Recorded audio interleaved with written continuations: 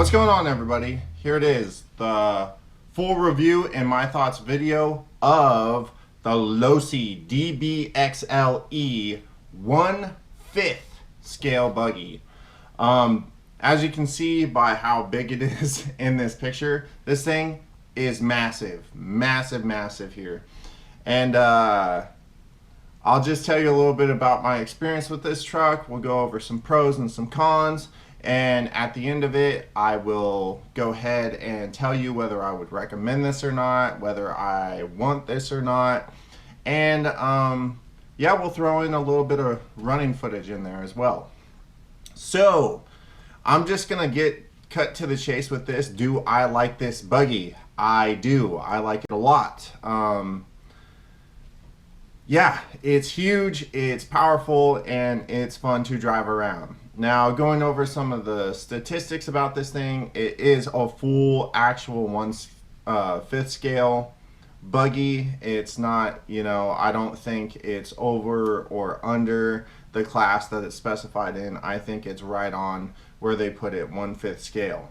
This is very big, very heavy. I think with batteries, it's over 30 pounds.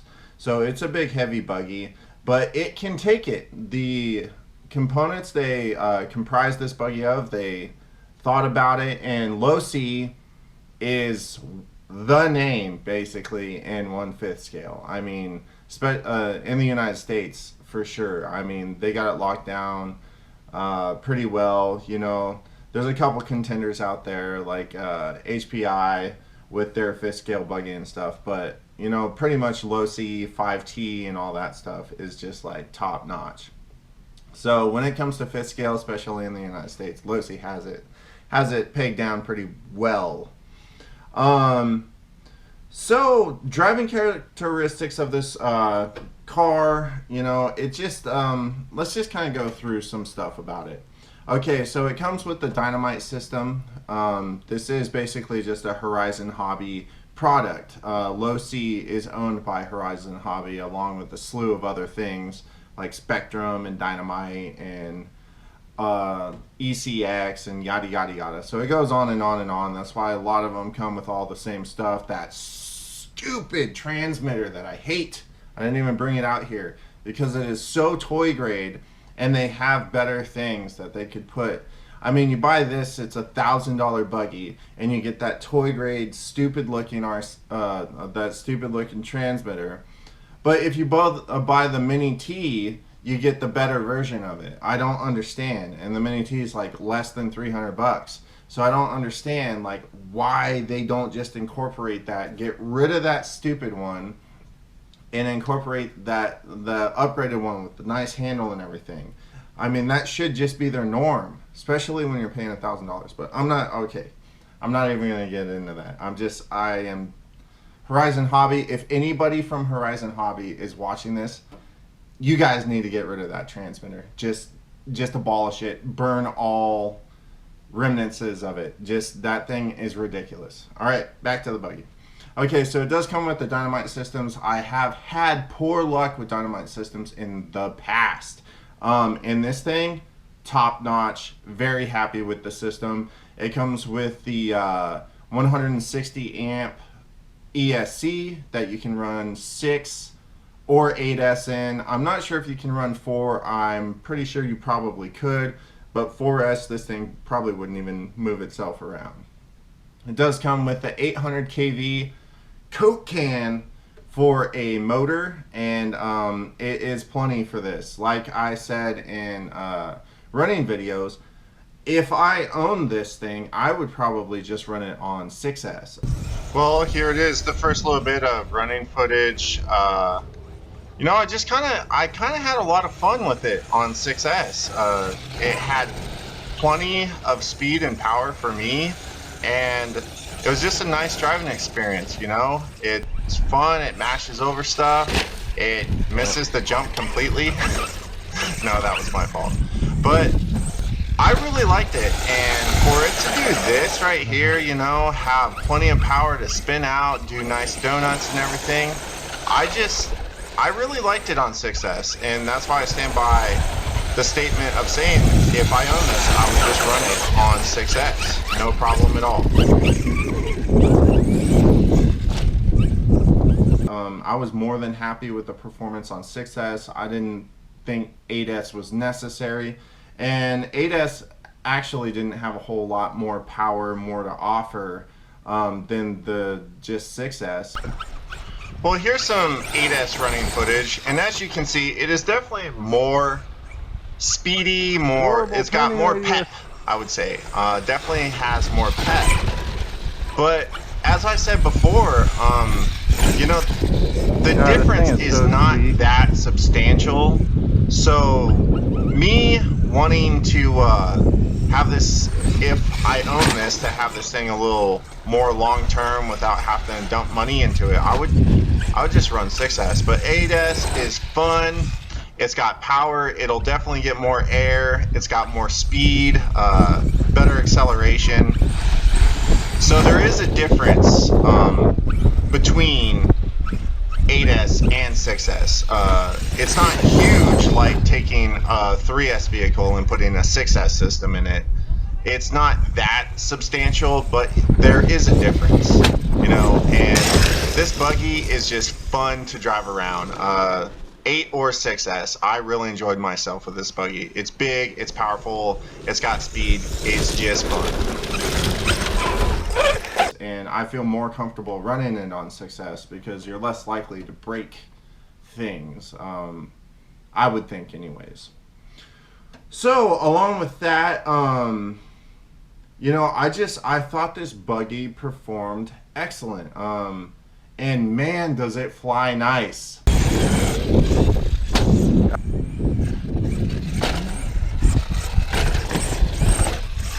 Oh no.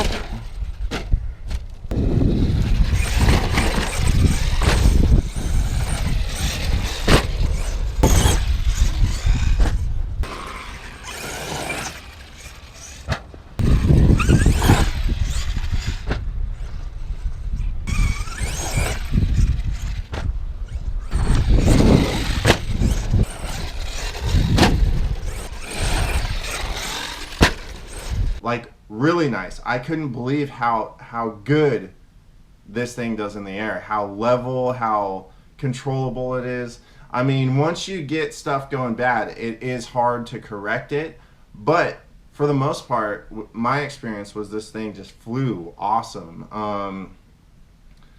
The components are more than enough for this thing. I took it out. A lot of people seemed, I mean, I didn't get a whole lot of negativity, but a lot of people seemed unhappy that I took it out on the rocks. This does look pretty brutal. Well, yeah, it is pretty brutal, but I expect something big and crazy like this to be able to take this no problem. So that's why I took it out here. Yay! Yeah, that's part of why. But it took it. I mean, it took it like a champ. I went through this before I started this review because I am going to raffle it off very, very soon, probably this coming Sunday.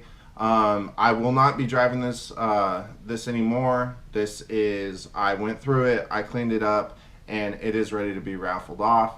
But I like to do raffles on Sunday when my family's here, so we can have my daughter pull the name out. My wife helps me with all the names and everything, and there's a lot of tickets to be done on this guy. So yeah, let's just check out the bottom of the chassis.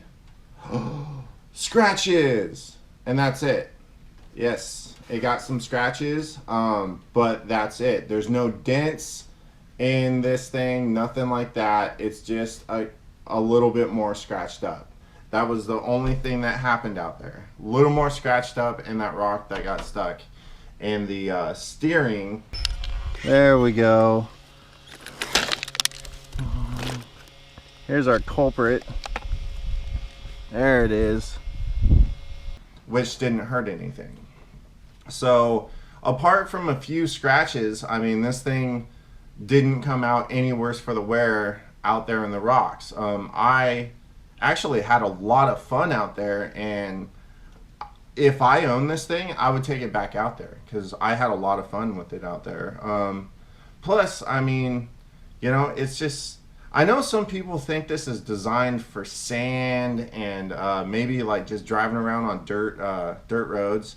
That ain't me. That's not what I'm about. I mean, if that's your preference, what you want to do, that's your style of bashing, fine and dandy. That's all good with me. But I really didn't feel like I had really tested this thing until I took it out there, because that was the first time I considered myself actually being hard on this thing and actually testing it out.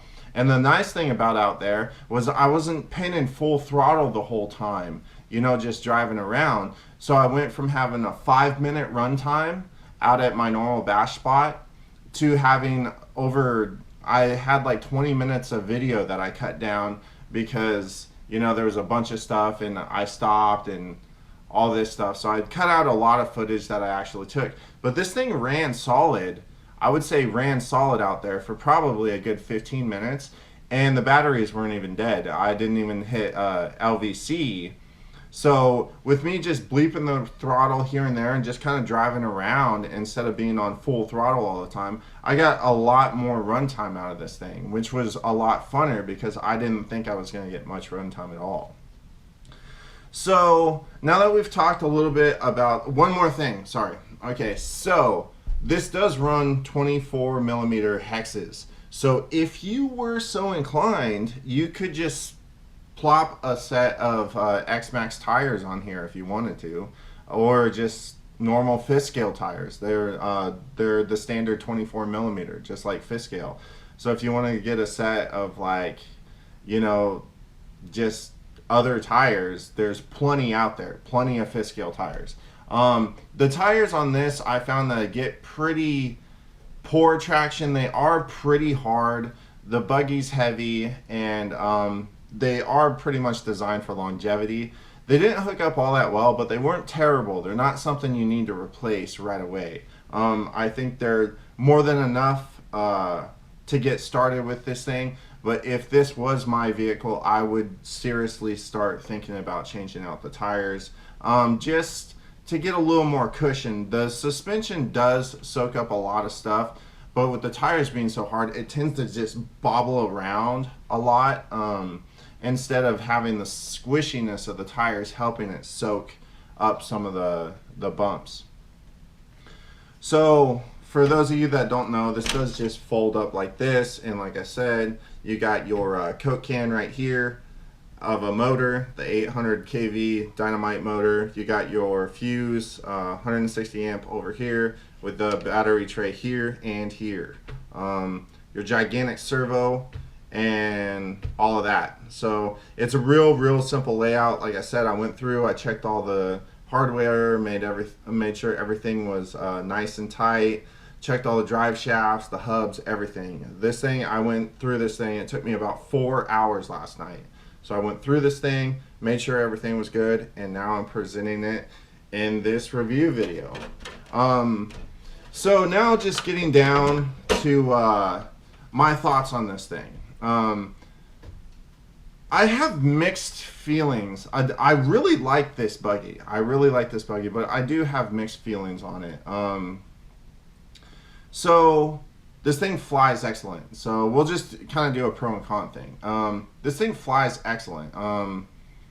Jumps well, lands well. It is really heavy, so it does tend to, you know, come down with a vengeance and kind of shake the ground if you're standing close to where it lands.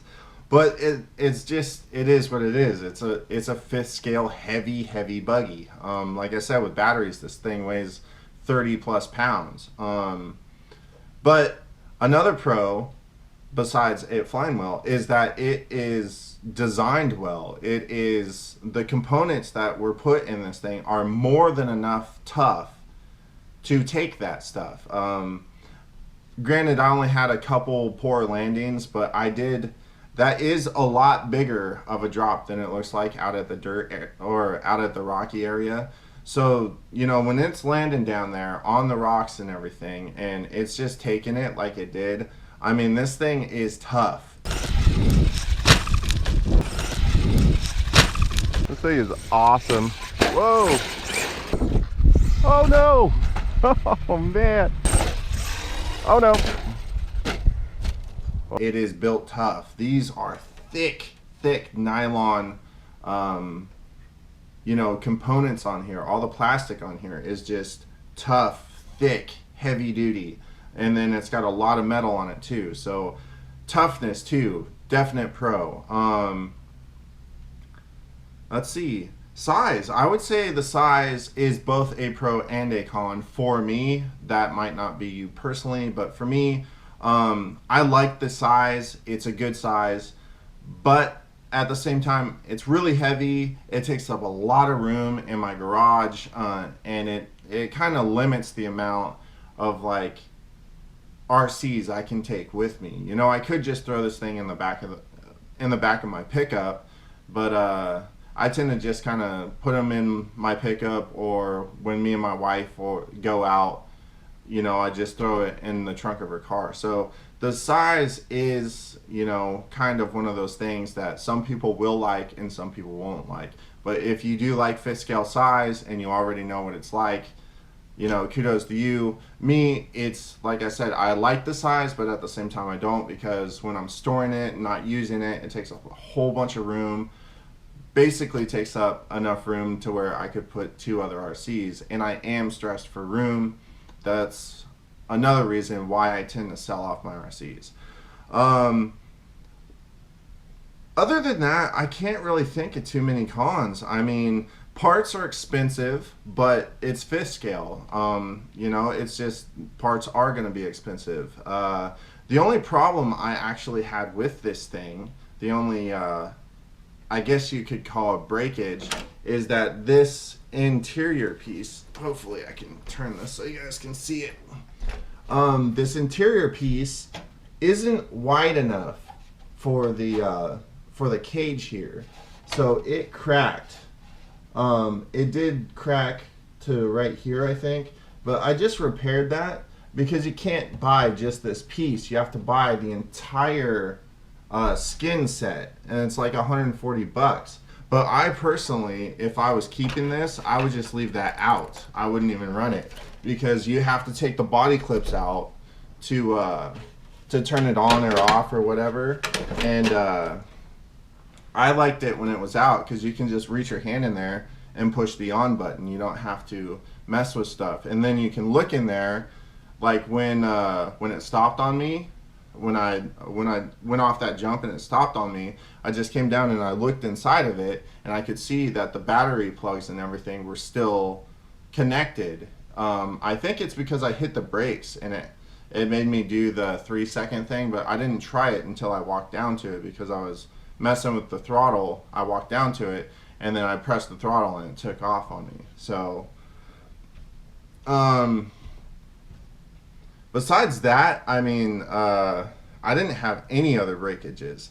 But my biggest flaw on this thing, the biggest flaw that I can tell you guys right now, is the turning radius. Yes, it's a fifth scale, but it is a fifth scale buggy.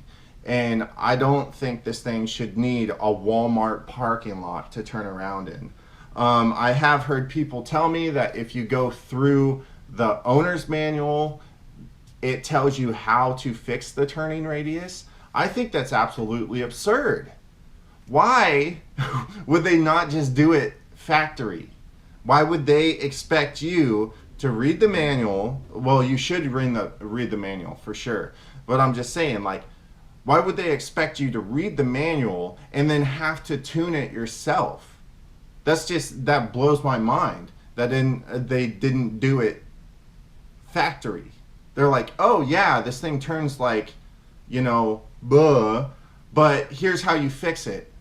What if you buy this and you're new to the hobby and you have no idea what they're talking about? You're just gonna have to deal with the poor steering radius. Like, I don't understand that. I don't understand why they would tell you in the owner's manual how to fix the steering instead of just sending it to you with the steering already ready to go.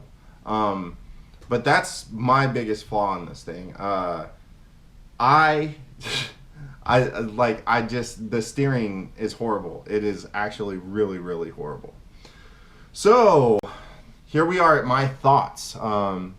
my thoughts on this is I would absolutely recommend it to whoever wants to buy one of these. If you want to drop $1,000 or $1,300 on this thing, and you have the money and you're into fifth scale and everything, I say go for it. I 100% stand behind this thing. This thing is awesome.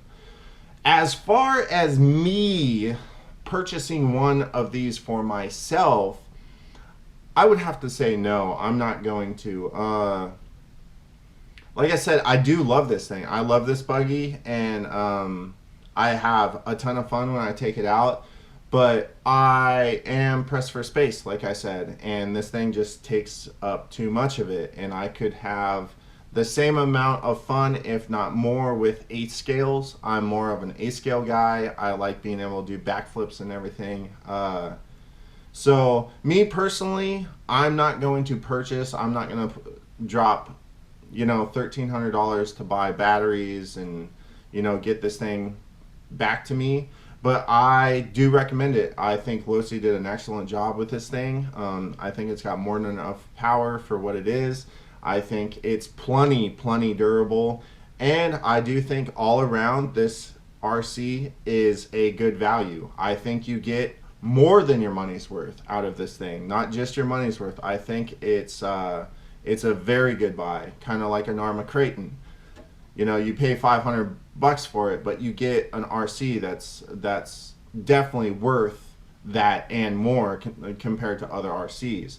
So as far as this thing, this has my stamp of approval. And one more thing I wanted to show you guys, I did get some stickers in. And this is the first RC to get a Killer Off-Road Hobbies sticker. So everybody, I hope that was informative. I hope I went over everything you were wanting to hear about this thing. Like I said, if you are in the raffle on this thing, it will be held this coming Sunday. Sorry about taking it out one last time, but people, when I did say it, people did say, just go ahead and finish testing it. So I did. I took it out, and I feel on 8S, I feel like I really put this thing through its paces out there in the rocks. And along with my other times I've taken it out, I feel like I have a good overall consensus on this thing, and I know what I'm talking about. And that's the reason I am able to do this full review and my thoughts. All right, everybody, check out the description, please. There's a lot of stuff down there. You can get t-shirts, you can get hoodies, you can check out my Patreon account where you can become a patron and you can get rewards according to how much you're willing to donate to the channel if you feel like it. Don't feel like I am, trying to get handouts here, but there are awesome rewards for doing that. And, be sure to check out the link to the donations if you want to get in on any ongoing or upcoming raffles. This raffle is closed, but the XL3 Losi LST truck is still wide open. There's a lot of room to grow on that. I think we're a little bit over halfway now. I'm not sure. I'll have to check. But please, thumb up, thumb down, like, subscribe, and stay tuned to Killer Off-Road Hobbies. We got a ton more coming at you, everybody. Until next time, this is Gary saying get out there, get an RC, go have some fun, and we'll see you right back here on the next video. This thing's awesome. Peace.